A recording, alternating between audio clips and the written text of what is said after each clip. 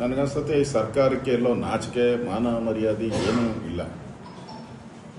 ಇಷ್ಟೆಲ್ಲ ಘಟನೆಗಳು ಆಗ್ತಾ ಇದ್ರು ಕೂಡ ರಾಜ್ಯ ಸರ್ಕಾರ ರೈತರಿಗೆ ನೆರವಿಗೆ ಬರುವಂಥ ಒಂದು ಪರಿಸ್ಥಿತಿಯಲ್ಲಿಲ್ಲ.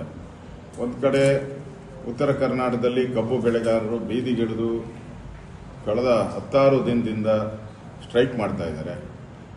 ಅವನ್ನ ಕ್ಯಾರೆ ಅನ್ನೋರಿಲ್ಲ. ಮುಖ್ಯಮಂತ್ರಿ ಆ ಕಡೆ ಸುಳಿದೂ ಇಲ್ಲ.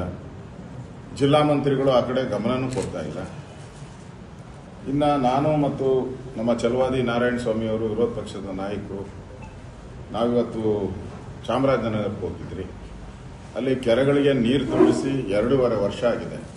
ಹಿಂದೆ ಬಿಜೆಪಿ ಸರ್ಕಾರ ಇದ್ದಾಗ ಪ್ರತಿ ವರ್ಷ ಕೆರೆಗಳಿಗೆ ನೀರು ತುಂಬಿಸುವಂಥದ್ದು ಕೆಲಸ ಆಗಿತ್ತು. ಸುಮಾರು 213 ಕೋಟಿ ರೂಪಾಯಿ ಹಣನೂ ಕೂಡ ನಮ್ಮ ಸರ್ಕಾರ ಬಿಜೆಪಿ ಸರ್ಕಾರ ಇದ್ದಾಗ ಬಸವರಾಜ ಬೊಮ್ಮಾಯಿಯವರು ಯಡಿಯೂರಪ್ಪನವರು ಹಣ ಕೊಟ್ಟಿದ್ರು.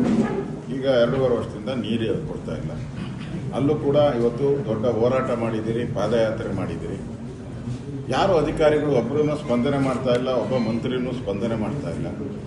ಕಾಡಾನೆ ಹಾವಳಿಗಳಾಗ್ತಾ ಇದೆ, ಮಾನವ ಮತ್ತು ಮೃಗಗಳ ಸಂಘರ್ಷ ನಡೀತಾ ಇದೆ.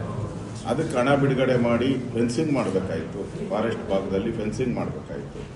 ಮತ್ತು ಫಾರೆಸ್ಟ್ ಅಂಚಿನಲ್ಲಿರುವಂಥ ಹಳ್ಳಿಗಳಿಗೆ ಅವರಿಗೆ ಸರಿಯಾದಂಥ ಒಂದು ಸೌಲಭ್ಯಗಳನ್ನು ಕೊಡಬೇಕಾಗಿತ್ತು.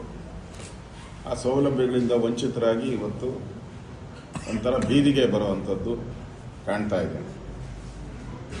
ಈ ಎಲ್ಲ ಘಟನೆಗಳು ಇವತ್ತು ಕರ್ನಾಟಕದಲ್ಲಿ ಈ ಒಂದು ಆತ್ಮಹತ್ಯೆ, ರೈತರ ಆತ್ಮಹತ್ಯೆ ಆಗಿರುವಂಥದ್ದು ಭಾಳ ದುಃಖದ ಸಂಗತಿ, ಭಾಳ ನೋವಿನ ಸಂಗತಿ. ನಾವು ಕೂಡ ಇಲ್ಲಿ ಮಂಡ್ಯಕ್ಕೆ ಬಂದ್ರಿ, ಜಿಲ್ಲಾಧಿಕಾರಿಗಳು ನಮ್ಮ SP ಅವರೆಲ್ಲ ಬಂದು ಮಾಹಿತಿ ಕೊಟ್ಟು ಹೋಗಿದ್ದಾರೆ. ಈಗ ಪಾಪ ಅವರೇನು ತಪ್ಪು ಮಾಡ್ತಾರೆ, ಜಿಲ್ಲಾಧಿಕಾರಿ SP ಏನು ಇದರಲ್ಲಿ ಏನು ಪಾತ್ರ ಇರ್ತದೆ. ಆದರೆ ಸರ್ಕಾರ ಅವರಿಗೆ ಸ್ಪಂದನೆ ಮಾಡಿದ್ದಾರೆ. ಈ ಪರಿಸ್ಥಿತಿ ನಿರ್ಮಾಣ ಆಗ್ತಾ ಇದೆ. ಇವತ್ತು ನೇರ ಕಾರಣ, ಈ ಸಾವಿಗೆ ನೇರ ಕಾರಣ ಸರ್ಕಾರನೇ. ಸರ್ಕಾರದ ಬೇಜವಾಬ್ದಾರಿತನದಿಂದ ಈ ಸಾವು ಆಗಿದೆ. ನಾನು ಈ ಸರ್ಕಾರನ ಕೇಳ್ತೀನಿ, ಇನ್ನೆಷ್ಟು ರೈತರ ಸಾವನ್ನು ನೋಡೋಕ್ಕೆ ನೀವು ಅಧಿಕಾರದಲ್ಲಿ ಕೂತಿರ್ತೀರ? ಬರೀ 2.5 ವರ್ಷದಲ್ಲಿ ಬರೀ ಅಧಿಕಾರ ಕಚ್ಚಾಟ. ನಾನು ಮುಖ್ಯಮಂತ್ರಿ, ನೀನು ಮುಖ್ಯಮಂತ್ರಿ, ನೀನು ಮುಖ್ಯಮಂತ್ರಿ, ನಾನು ಮುಖ್ಯಮಂತ್ರಿ. ಈ ಜೂಟಾಟ ಆಡ್ತಾರಲ್ಲ, ಮ್ಯೂಸಿಕಲ್ ಚೇರ್. ಹಂಗೆ DK ಶಿವಕುಮಾರ್, ಸಿದ್ದರಾಮಯ್ಯ ಓಡೋದು.